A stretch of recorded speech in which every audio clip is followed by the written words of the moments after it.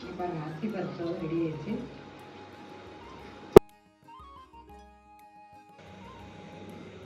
Hi friends, நம்ம STV kitchen சேனலில் அரிசி பருப்பு சாதம் பண்ண போகிறோம். கோயம்புத்தூர் ஸ்பெஷல். அது எப்படி பண்ணலான்னு பார்க்கலாம். ஃபஸ்ட்டு 4 ஸ்பூன் எண்ணெய் ஊற்றிருக்கேன், 1 ஸ்பூன் நெய் ஊற்றிருக்கேன். கடுகு ஜீரகம் இதில் போட்டுடலாம்.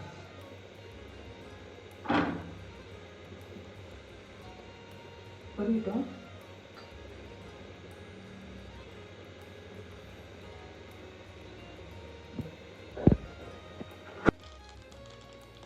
அடுத்தது இந்த வரமிளகா தூள் வச்சுருக்கோம், அது 3, 2 பச்சை மிளகா தூள் வச்சுருக்கோம்.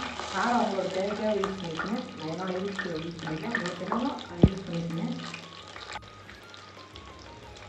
ஒரு காய்க்கு கருவேப்பிலை கொஞ்சம் போட்டுடலாம்.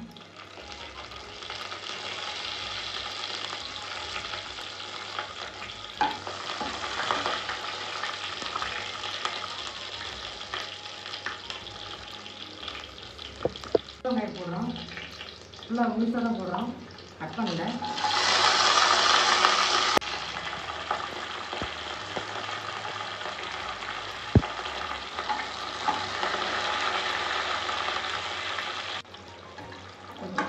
சின்ன வெங்காயத்தை நல்லா முழுசாக போட்டுருக்கோம்.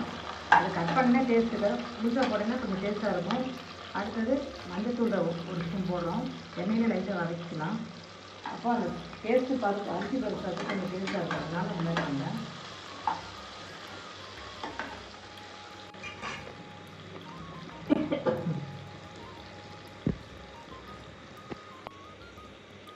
அரிசி பருப்பு 1 மணி நேரம் ஊற வச்சுருக்கோம். நல்லா கழுவி வச்சாச்சு. அரிசி பருப்பு அதோட போட்டுடலாம்.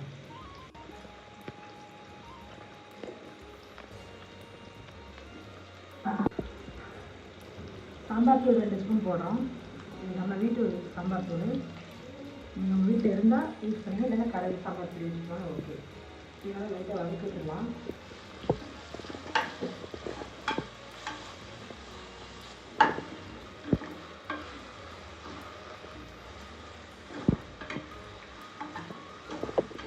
பார்த்துக்கிறேன், பார்த்துக்கிறேன்.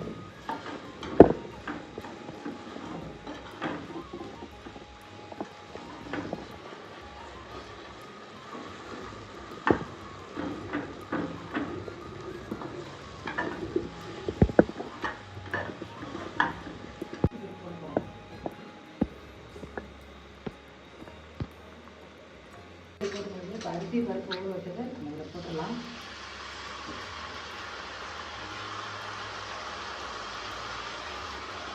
ஆல்ரெடி இது நம்ம 1 மணி நேரம் ஊற வச்சுருந்தோம். அப்போ தான் சாப்பாடு நல்லா இருக்கும்.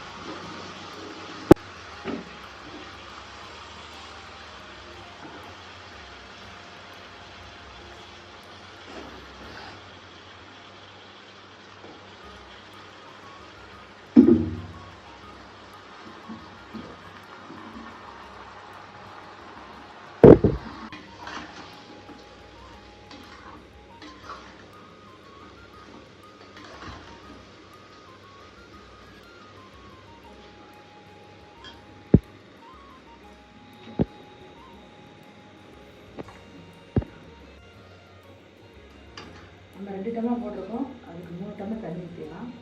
எந்த டம்ளரில் எடுத்தோமோ அந்த டம்ளரில் தண்ணி ஊற்றுங்க. நான் இந்த டம்ளர் அரிசி பருப்பு ஊற வச்சேன், அதே டம்ளர் தண்ணி ஊற்றுறேன். கொஞ்சம் குழைய வேணும்னா 4 டம்ளர் ஊற்றிக்கணும். சூடு இல்லைன்னா 3 டம்ளர் ஊற்றிக்கணும்.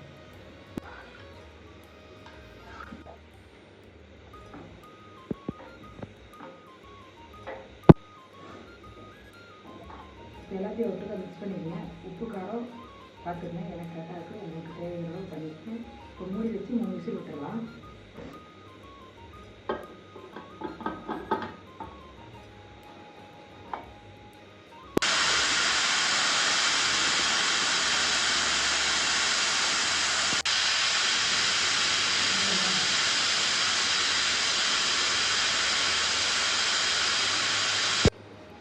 இப்போ 3 விசில் வந்துருச்சு. இப்போ திறந்து பார்ப்போம்.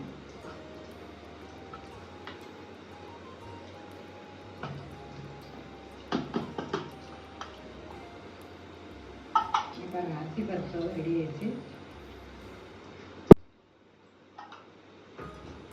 இப்போ அரிசி பருப்பு சாதம் ரெடி ஆகிடுச்சு. இது பாருங்கள், நல்லா லைட்டாக கலரி விட்டுடலாம். இது வந்து கோயம்புத்தூர் ஸ்பெஷல்.